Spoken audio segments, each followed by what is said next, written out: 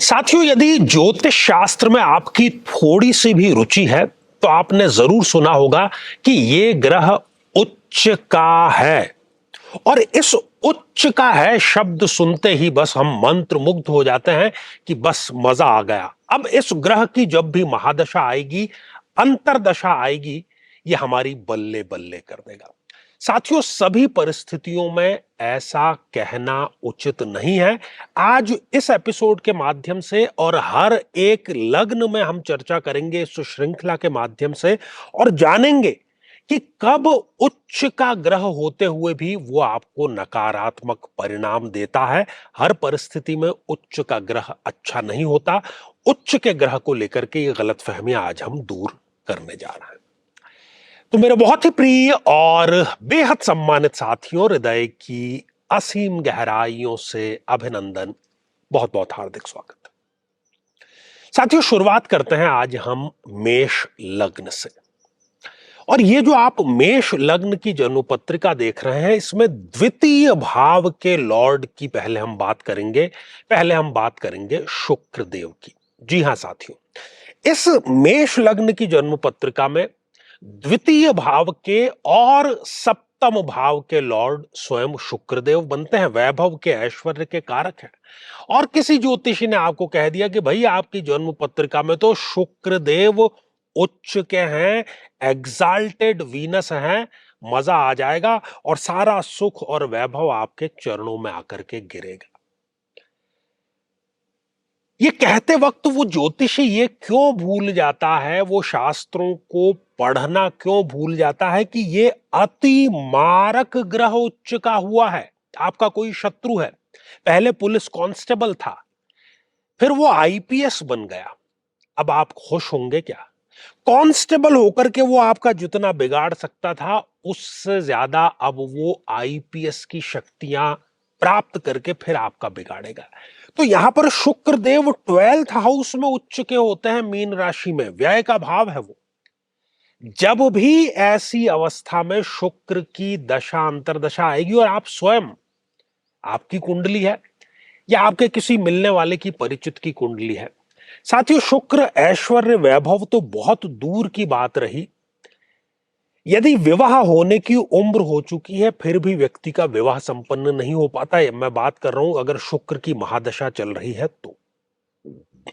मान लीजिए विवाह हो भी गया, विवाह के बाद शारीरिक सुख, मानसिक सुख, भौतिक सुख, किसी भी सुख की प्राप्ति नहीं करने देगा। किसी ना किसी बहाने दाम्पत्य जीवन में ये खटास करा ही देगा। और मैं दावे के साथ में इसलिए कहता हूं और बार बार निवेदन आपसे इसलिए करता हूं कि आप अपनी कुंडली खोल करके देखेंगे तो सारी हकीकत आपको जो है वो पता लग जाएगी। भौतिक सुख जिसको हम कहते हैं, अच्छे घर का सुख, अच्छी गाड़ी का सुख, अच्छे गैजेट्स का सुख, आभूषणों का सुख, इन सब सुखों से ये वंचित करता है क्योंकि उसका कारकत्व है शुक्र का। और यदि आपके पास में ये चीजें उपस्थित हैं भी तो भी उसका वो रस नहीं लेने देता साथी।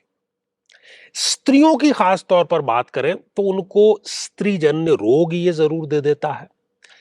स्तन कैंसर के, यूट्रस कैंसर के जितने मामले हैं वो एग्जाल्टेड शुक्र मेष लग्न में ही आप देख लेंगे। मूत्र संस्थान और खास तौर पर किडनी का जो फंक्शन है उसमें ये कहीं ना कहीं गड़बड़ कर देता है। और एक बात जो कि पुरुषों और स्त्रियों दोनों पर लागू है, ये 12th हाउस का शुक्र किसी न किसी प्रकार का गुप्त रोग भी व्यक्ति को अवश्य दे देता है। और इसके साथ ही क्योंकि ये त्रिक भाव में है तो बार बार अपमानजनक स्थितियां, छोटी बड़ी जेल यात्रा, व्यक्ति नशे का सेवन करता है।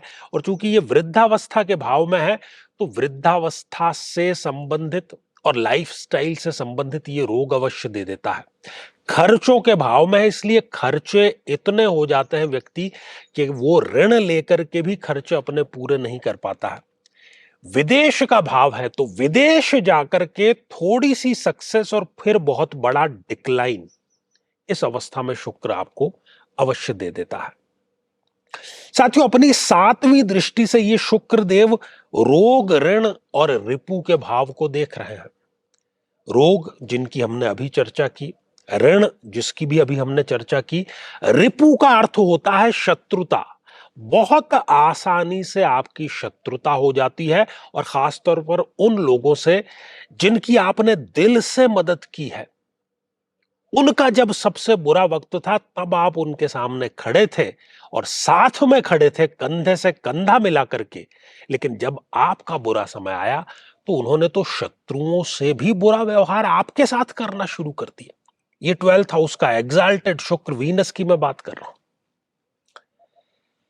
साथियों, एक और ग्रह की यहां मैं बात करते हैं, क्योंकि मेष लग्न है तो बुध, बुध भी एक अति मारक ग्रह होता है और इसके लिए भी लोग कहते हैं कि अरे भाई वाह वाह, बुध उच्च राशि के हो गए, एग्जाल्टेड हो गए मरक्यूरी, तो अब तो भाई पैसे रखने की प्रॉब्लम हो जाएगी। साथियों, ऐसा कभी पॉसिबल ही नहीं है। मारक ग्रह उच्च का हुआ है अपनी ही राशि। बुध यदि छठे भाव में है, उच्च का तो हो गया वो, लेकिन अपने ही भाव में वो कभी भी अच्छा रिजल्ट नहीं देगा उच्च का होकर के भी, क्योंकि भाव ये गलत है और बुध स्वयं एक अति मारक ग्रह है। इस परिस्थिति में जो किशोर अवस्था है, जिसको हम अंग्रेजी में टीन एज कहते हैं, उसमें व्यक्ति बहुत सारे संघर्ष, प्रताड़ना, हरासमेंट झेलता है। बहनों से किसी न किसी प्रकार को उसको पीड़ा जरूर मिलती है। हार्मोनल डिसबैलेंस, शरीर में जितने भी हमारे हार्मोन बनते हैं, किसी भी लेवल का हो वो, पिट्यूटरी ग्लैंड से लेकर के और कोई भी ग्लैंड हो, उससे संबंधित किसी न किसी प्रकार का विकार ये दे ही देता है। बुद्धि व्यक्ति की पूर्ण रूप से विकसित नहीं हो पाती। समय समय पर लोग उसको मूर्ख बनाते रहते हैं। व्यापार का, सेल्फ एम्प्लॉयमेंट का जितना मर्जी वो प्रयास कर ले, कभी भी अपने पैरों पर वो खड़ा नहीं हो पाता, खास तौर पर बुध की दशा अंतरदशा में। बुध यहां पर रोग के भाव में भी है। ENT, कान, नाक और गले से संबंधित ये जो वाणी तंत्र है, इससे संबंधित कोई ना कोई वो विकार अवश्य दे देता है। त्वचा से संबंधित विकार अवश्य दे देता है।